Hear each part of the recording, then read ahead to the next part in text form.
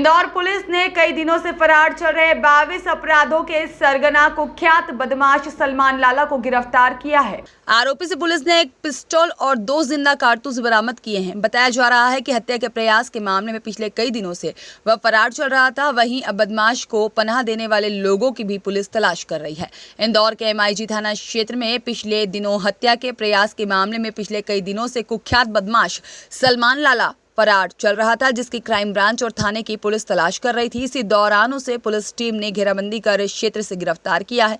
बताया जा रहा है कि इंदौर के विभिन्न थानों पर सलमान लाला के खिलाफ 22 से अधिक अपराध दर्ज हैं और कई बार सोशल मीडिया के माध्यम से भी उससे जुड़े हुए युवा रील बनाते हुए भी नजर आ रहे थे और उसकी भी पुलिस तलाश कर रही है। तो वहीं पर सलमान लाला के पास से पुलिस द्वारा एक पिस्टल और 2 जिंदा कारतूस बरामद किए गए हैं। बताया जा रहा है कि वह पिस्टल को लोड करके ही घूम रहा था और किसी बड़ी वारदात को अंजाम देने की फिराक में घूम रहा था। गौरतलब है कि लोकसभा चुनाव के चलते शहर में अभी आदर्श आचार संहिता लगी हुई है। फिलहाल पुलिस पकड़े गए सलमान लाला से तमाम आपराधिक मामलों में पूछताछ कर रही है। सर, आदर्श आचार संहिता का पालन करते हुए आरोपी गिरफ्तार किया। हाँ, नमस्कार सभी को। जैसा कि आप सभी जानते हैं, आचार संहिता लगी हुई है और आगामी चुनाव के अंतर्गत जो भी स्थायी वारंटी हैं, जो कुख्यात बदमाश हैं, उन पर निरंतर अपना अभियान चलते रहता है। उसी के अंतर्गत वरिष्ठ अधिकारियों के दिशा निर्देश के अंतर्गत हमने एक ऐसी कुख्यात आरोपी को संयुक्त कार्रवाई करते हुए, जिसमें इंदौर क्राइम ब्रांच और MIG पुलिस ने सलमान लाला नाम के कुख्यात आरोपी को गिरफ्तार किया है। और ये गिरफ्तारी मुखबिर सूचना के उससे हुई थी और ये गिरफ्तारी हमने खजराना रोड पे से की है। और जब हमने गिरफ्तारी की तो उसमें एक देसी पिस्टल और 2 जिंदा कारतूस उससे बरामद किए और विधिवत गिरफ्तारी करने के बाद उस पर 25-27 आर्म्स एक्ट के तहत FIR दर्ज की गई। और आपको सलमान लाला के बारे में थोड़ा बताएं तो ये थोड़ा शातिर किस्म का बदमाश है, जो कि अपने ठिकाने बदलता रहता है और मोबाइल का कम प्रयोग करता है।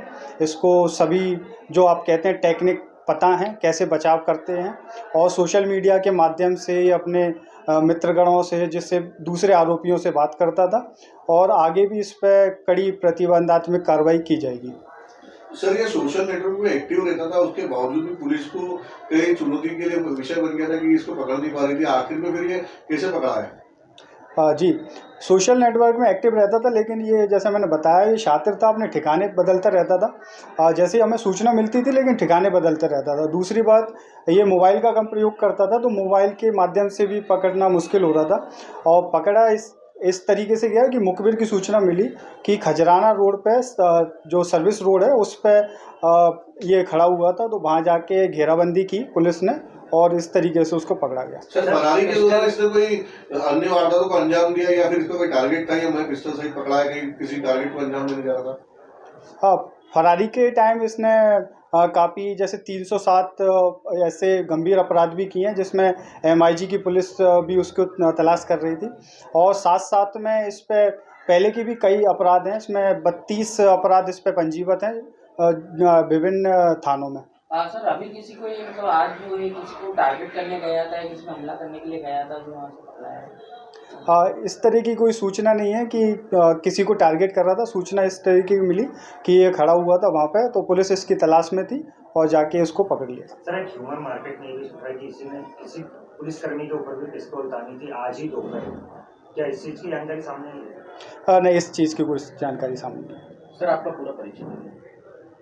हाँ जी, मेरा नाम नरेंद्र रावत है। मैं 21 बैच का IPS अधिकारी हूँ और इससे पूर्व मैं सागर में मेरी प्रोबेशन हुआ और मेरी ये पहला पदस्थ है। मैं ACP परदेसीपुरा के पद पे अभी पदस्थ हूँ यहाँ।